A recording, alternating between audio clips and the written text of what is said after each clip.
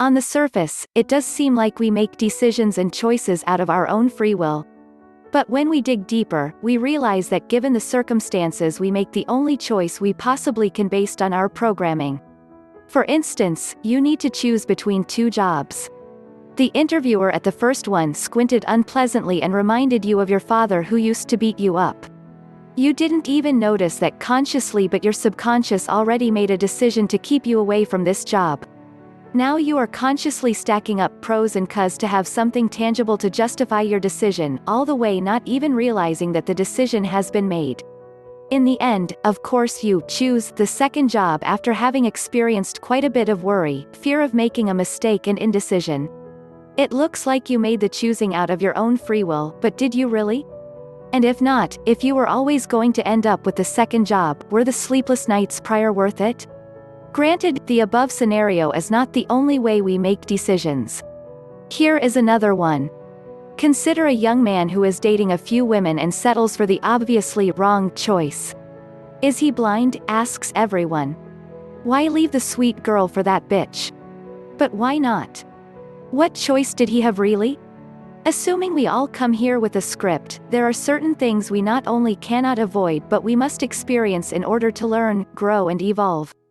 So we make choice to support us on that journey.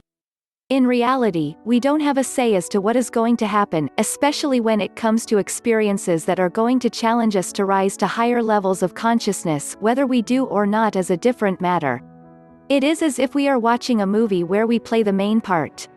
The movie has already been shot, but we are yet to extract the morale of the story. We can't change the script.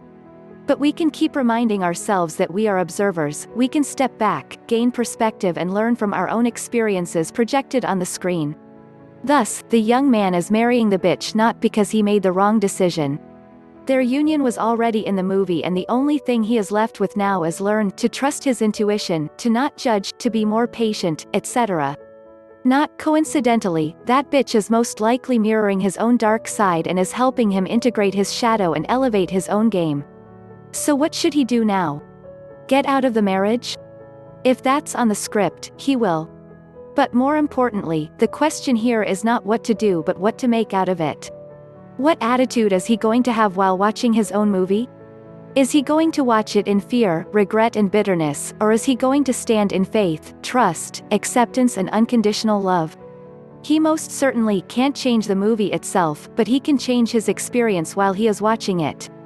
And that's worth gold because the quality of our life is determined not by the events in it but by how we experience them. So if you are struggling to change your script, stop. Work on your attitude instead in order to be able to experience a life of higher quality. After all, this is the very reason we came here for, to work on our attitude. It is not by chance that our script is full of obstacles. They offer opportunities to alter our attitude and thus elevate consciousness. Attitude is the key to changing life. Not that you can really change it. But by changing your attitude, life will look different and you are more likely to enjoy it. Understand that change starts within. Don't wait for life and circumstances to change to your liking so you can be happy. Instead, become happy first and your circumstances won't bother you. They will seem like a blessing, an opportunity, a gift. Ask yourself, are you acting out of greed or love? Are you acting out of resistance or acceptance? Are you acting out of vengeance or forgiveness? Are you being grateful? Your attitude determines your possibility for happiness. It won't change the number of fallen trees on your path. But it decides whether you will be happy or miserable. And it also determines the quality of your decision-making process. When you focus on who you are being instead of what you are doing, you won't be as fearful of the results. Cultivate integrity, love, forgiveness, patience, faith, trust and acceptance. This is how you assume the right attitude, which effectively changes your programming. And once you observe your movie from a higher program, the results, decisions, choices, etc. will simply follow effortlessly and you won't be tormented in the process. In conclusion, if you want a good life, you work on controlling life's circumstances, which will give you marginal satisfaction but will leave you exhausted and ultimately dissatisfied. If, however, you want a great life, you work on your attitude. This way you align yourself with destiny gracefully. You are not afraid of fate, the ever so tiring need to control life is simply not there. It is what it is, and you ask for no more and no less.